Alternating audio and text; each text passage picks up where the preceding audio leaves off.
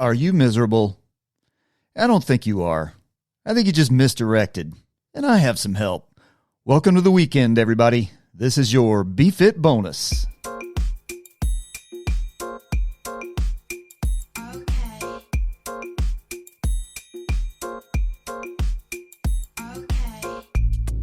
Hey now. Hey everybody. Welcome to bFIT bonus. The $20 bill you found in Balanced Fit Radio's pants pocket. Just a few thoughts you can carry into the weekend and bat around a little. Nothing mystical here. Just useful. Hopefully. I'm Scott. Let's get into it.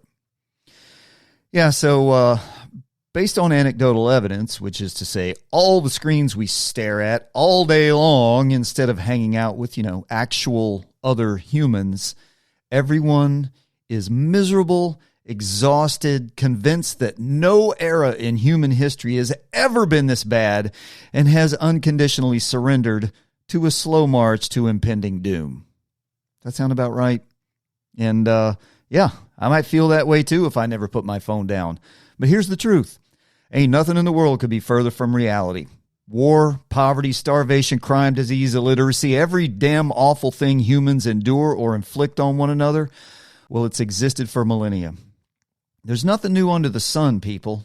Actually, one thing is relatively new, and it coincides directly with a spike in angst and depression we're seeing. Weird.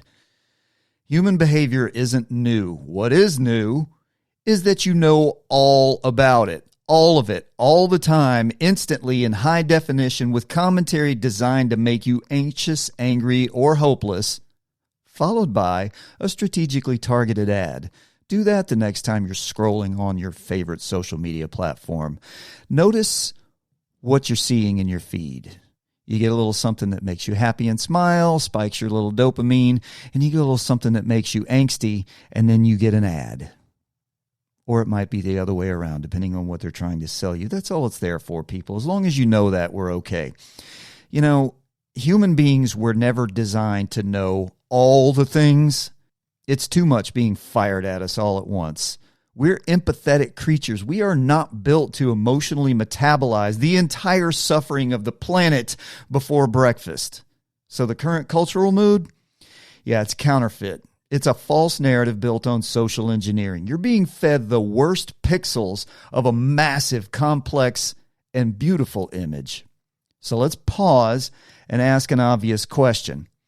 If I'm miserable because everything is awful, am I actually doing anything about it? Can I do anything about it? All right, stop acting like a victim. The answer is yes. But here's what the purveyors of misery, those who profit and gain power through your declining fitness, are super thrilled you don't realize. You have agency, you have self-control, you have a say. But to recognize this truth, you have to make the big picture much, much smaller. You have to grow up and understand you cannot fix the world. There are 8.5 billion people on this planet, and you couldn't get 10 of them in a room to agree on the color of the walls. So, instead of trying to make everyone else be what you want so that you can be happy, how about we get you to be what you want? And before I give you anything actionable here, and there is some actionable stuff, here's a quick disclaimer. I want you to know that there's nothing shiny, new, and fancy here. These ideas are built on the accumulated wisdom of everyone who's ever lived and ever thought deeply about anything. We're all derivative of everyone who's ever crossed our consciousness, and that is not a weakness. That's how humanity grows and thrives. We take what's good, cut what's useless or destructive, and add our own flavor, then pass it down the line. So, let's do that. Now, if you're trying to unmiserable yourself, I'm going to assume these qualities appeal to you. Strong, present, capable, patient, useful, calm, resilient. And here's the good news. Those traits are trainable. And they're built on fundamentals, not hacks. Hack culture. I got 7 keys for you, and we're going to start right here. We're going to start with this one. It's Balanced Fit, right? Fitness. Fitness isn't aesthetics. It's capability. And here are 3 solid definitions for you to carry in your hip pocket. Fitness is the condition of being physically healthy, the ability to fulfill a role or task, an organism's ability to survive and thrive in its environment. Well, that all sounds pretty solid and makes sense, right? That's it. It's not trendy gym pants that lift and separate your butt cheeks. It's not viral vids of trendy moves. It's your capability. Your fitness determines how well you can meet life as it is, not as you wish it were.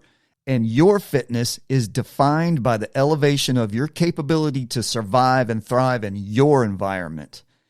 If your body can't support your responsibilities, if you aren't capable and formidable, your freedom, your very independence shrinks real fast. Becoming more capable requires discomfort and sacrifice, and that is not punishment. It's preparation for what lies ahead that you can't see. Next one goes right along with it. Nutrition. Yep, here we go. Food is fuel. But guess what? Food is also poison. And the food industry is absolutely a psyop designed to keep you addicted and dependent on hyper-consumable trash that dismantles your system cell by cell. Then you become addicted and dependent on pharmaceuticals. Weird coincidence, huh? But you don't need to fear food. You need to understand it, manage it, harness it, control it, enjoy it, understand it, use it intentionally. You got to be able to control what's going on there. When food is unconscious, it runs you. When it's conscious, it serves you. And that's what we're looking for. We're looking for our food to be the fuel of our lives. And here comes a good one. Intoxicants. This is the one that makes people squirm, which is usually a sign that it matters. And here's the grown-up take. Alcohol? Oh, I hate this word. The word literal and literally gets wildly overused and misused, but in this case, it works very well. Alcohol is literal poison. It damages organs, wrecks families, and slowly steals tomorrow from today. There's no debating that alcohol is the most destructive drug in human history. But here comes fentanyl sneaking up on its heels. Drugs, even your beloved cannabis, that stuff you're trying to push on kids these days, well, drugs damage the brain's prefrontal cortex, especially in adolescence. Drugs cause multi-system organ failure, plays havoc on your neural network, and crushes your immune system. Just stop. Stop it now. No one in the history of time has ever been at the end of their life and said, you know what? I really regret quitting drinking and drugs. I wish I'd been drunk and high more. Man, I wasted so much of my time being sober. If you want clarity, resilience, and agency, this is an honest audit worth doing. Do you want to be intoxicated or do you need to be intoxicated? Either answer is pernicious. Moving on. Next key, sleep. This is your body's recovery and revitalization mechanism. Do not ignore it or it will crush you. Sleep is not optional. It's the reset button for your nervous system. Ignore it and your body will collect the debt and it'll come with 30% interest. Create a routine. Go to bed and wake up at roughly the same time. Remove electronics from your bedroom. This is a must. This is not optional for primo sleep. Remove electronics from your bedroom. No TV. Don't be sitting in bed staring at your phone. Get rid of the tablet. Get it out. Bedrooms for sleep. You know, and a couple other things, but that's a different show. Protect sleep like it matters, because it does. Next up, service. Willing sacrifice is a cornerstone of being human. Let me say it again. Willing sacrifice is a fundamental element of humanity. That is service.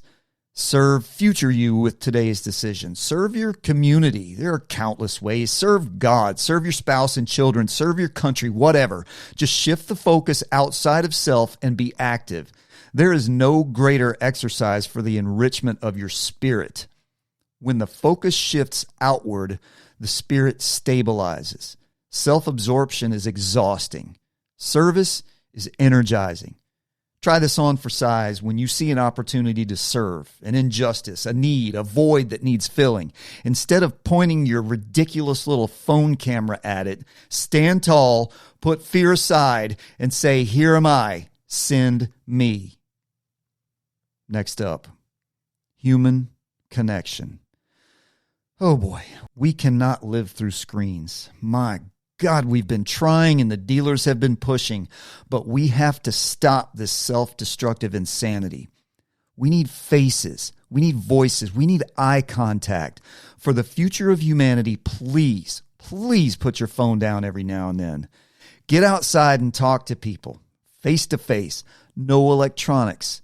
If we lose the human connection, we've lost everything, and then, life really will be pointless. You want improved mental health? This is not optional. Connect with people, real, imperfect, fallible, broken, messy, hilarious, beautiful people. Stop hiding from reality in a counterfeit screen world where everything is posed and intentional. It's destroying your soul.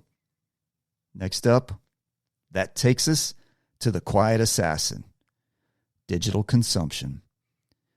Our addiction to digital media, especially phones, because it's right there all the time, is dismantling our attention, our posture, our mood, and sense of meaning. It's physically altering us and mentally taking us apart cell by cell. And I'm wondering how long it will be before we're born like some dystopian Lego man, nearsighted, head bowed, with one elbow bent and a thumb hovering, ready to scroll things you aren't really seeing and will never remember.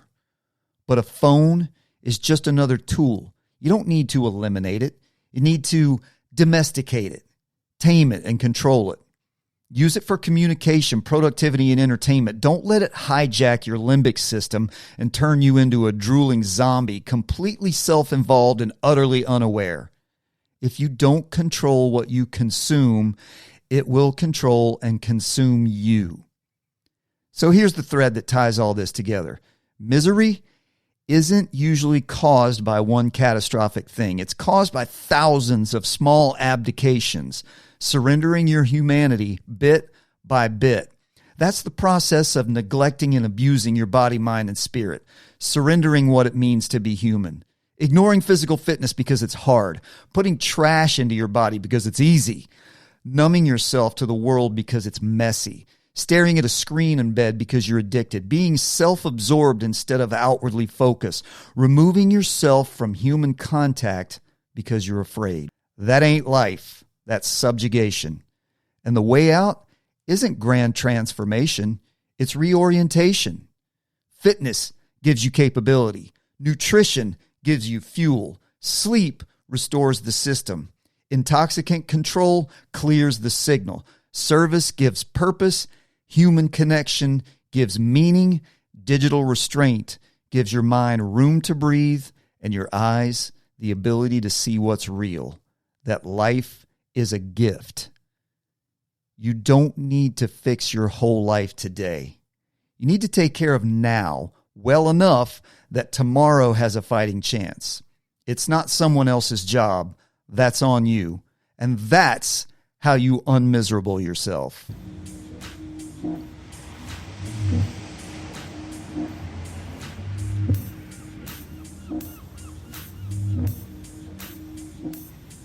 That's it for this bFIT bonus. Take this into the weekend and put it into motion.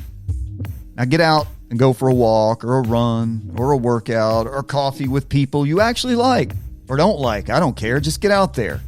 Be mindful, be fit, be capable and resolute. And I'll leave you with this thought.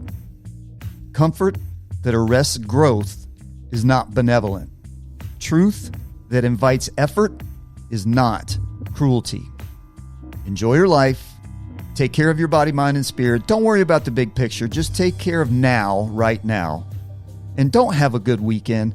Have a joyful weekend, whatever that means for you. Peace out, homies, and I'll talk to you soon.